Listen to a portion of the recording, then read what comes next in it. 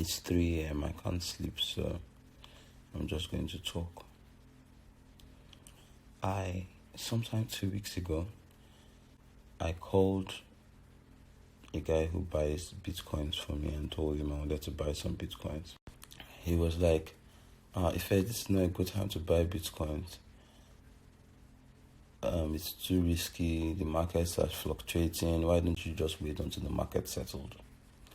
And what I told him was this: right now we have only two options. Option number one, COVID is going to kill all of us and there will be no point of me having either Bitcoin, dollars or Naira. Option number two, COVID does not kill all of us and I will only regret not investing in the places I think I should have invested in the times in which the markets were low. I have not completely ruled out option one, but being the fact that I'm an optimist at heart, let's just assume that it's two. We survive COVID and then life continues after. I have a couple of friends who assume that life is just going to go back to what it was after COVID. Well, I'm optimistic, but I'm not delusional.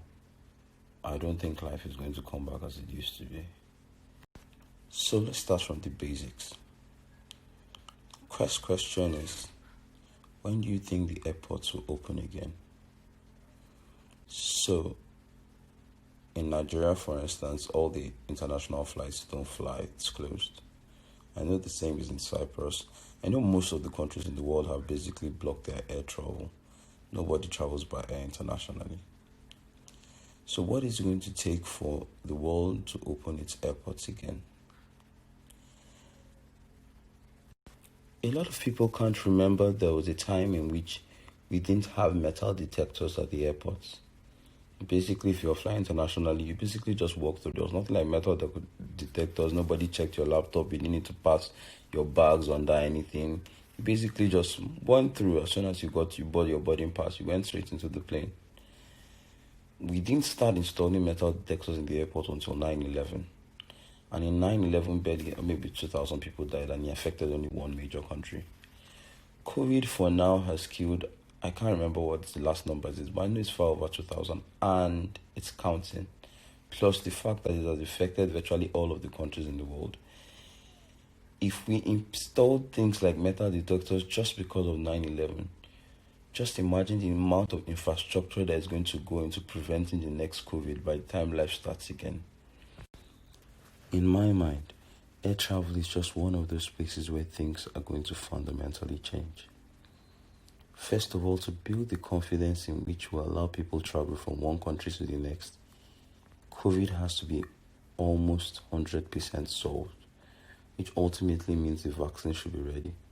By all accounts, for people who know, the vaccine will barely be ready in 6 months' time. So it must mean that our airport might be closed for another 6 months. Just imagine that for a second.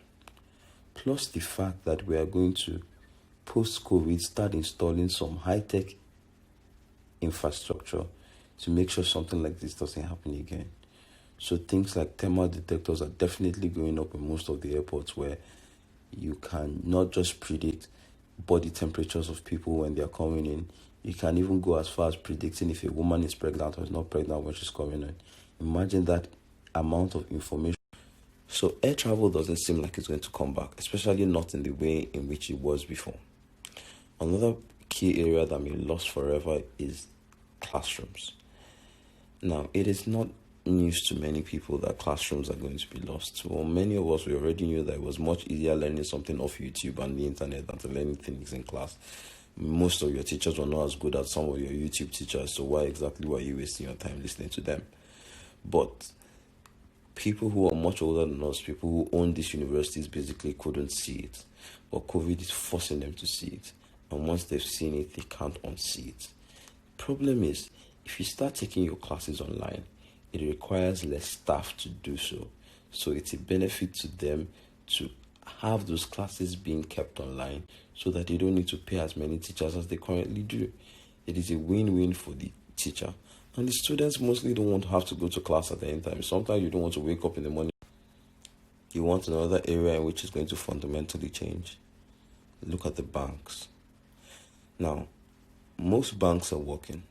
Not working at the capacity in which they used to work before, but they are working right now. Half of them basically are using half of the staff in which they were using to perform before, because they're trying to practice social distancing and they don't want too many people at the office at the same time. Well, that is cool. But then by the time they realize, after 3 months of this going on, which is likely going to go on for more than 3 months, that their number of transactions are not changing, the number of money in which they transact isn't really particularly changing. People have just moved to an online form of doing business than doing it online face-to-face in the banks. It is going to fundamentally change how the banks are, and it should have. My mom worked in the bank in the early 80s and late 80s. My mom worked in the bank in the late 80s and early 90s. And quite honestly, I have pictures of her in the bank in maybe 91, and I have pictures of the bank now.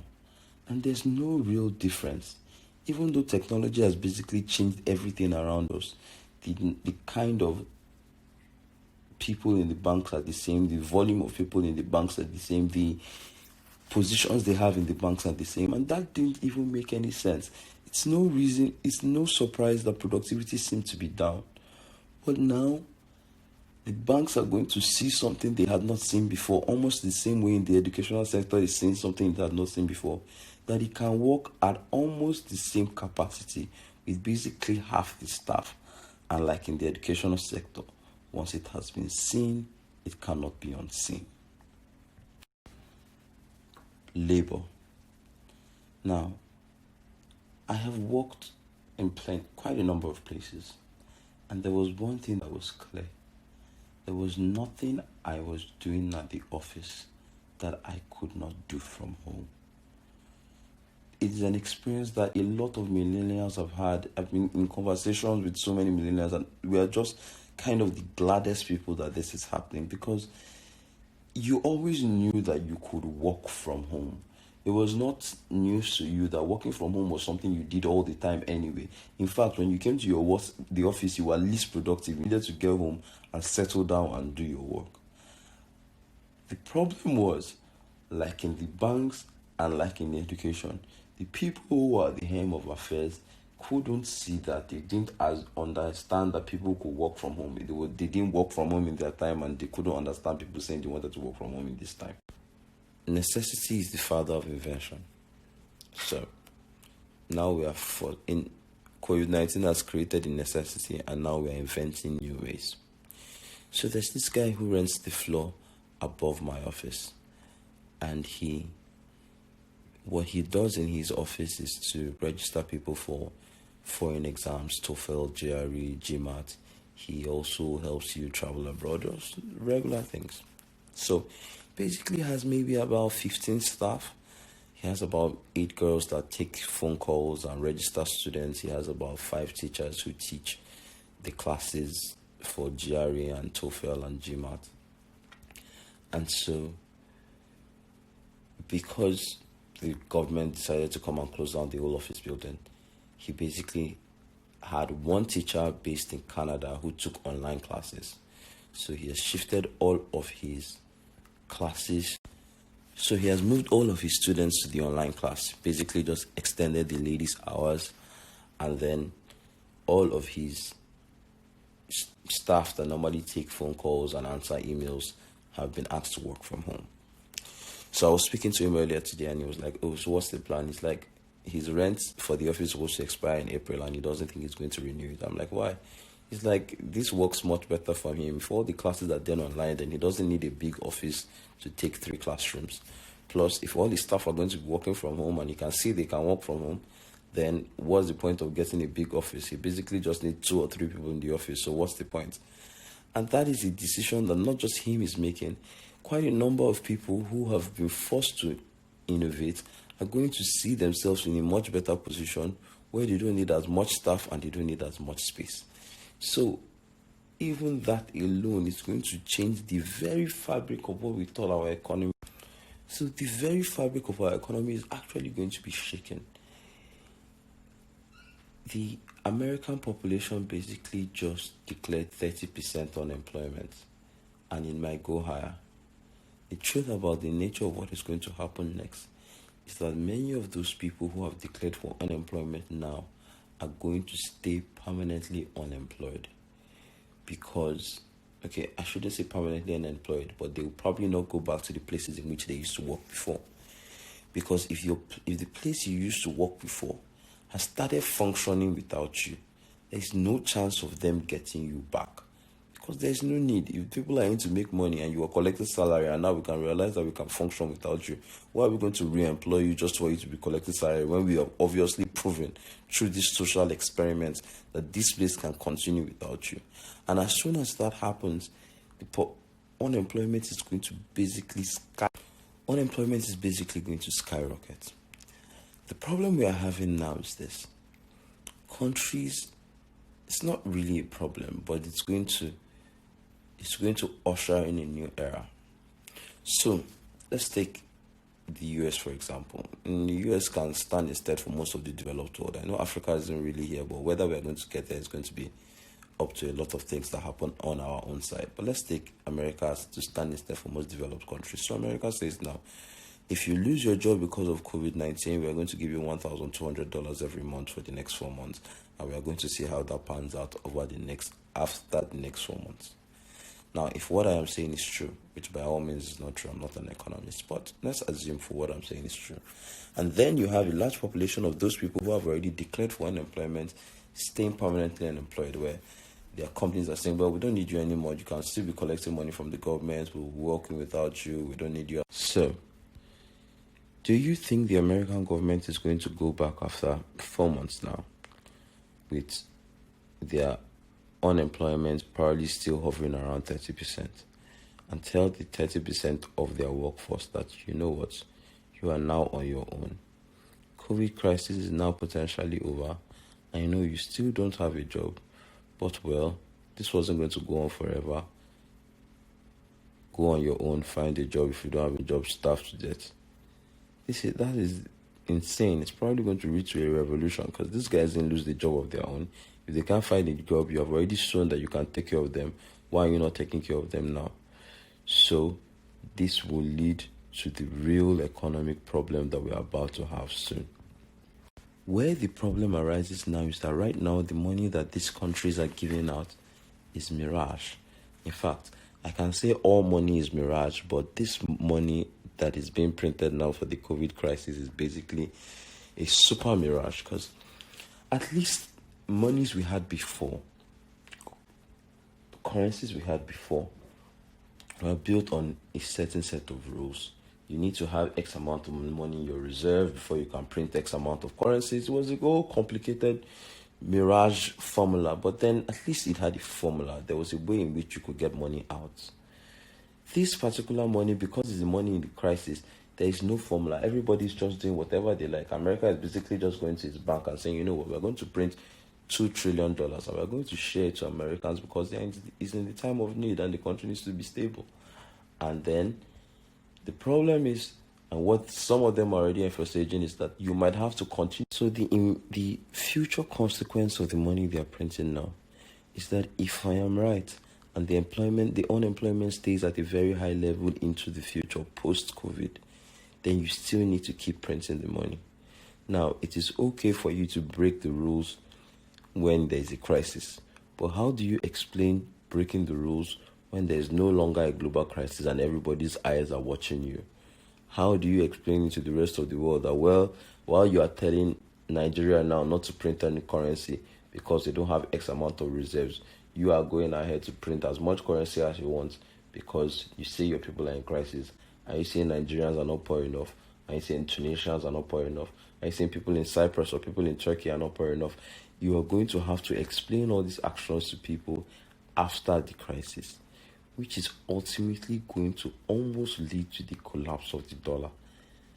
Not just the collapse of the dollar, and if it does lead to collapse of the dollar, since the dollar is basically the back currency for all fiat currencies. So fiat currencies is a thing, but you need to find that out by yourself. But it's going to lead basically to the collapse of all fiat currencies and might lead to the eventual rise of the crypto.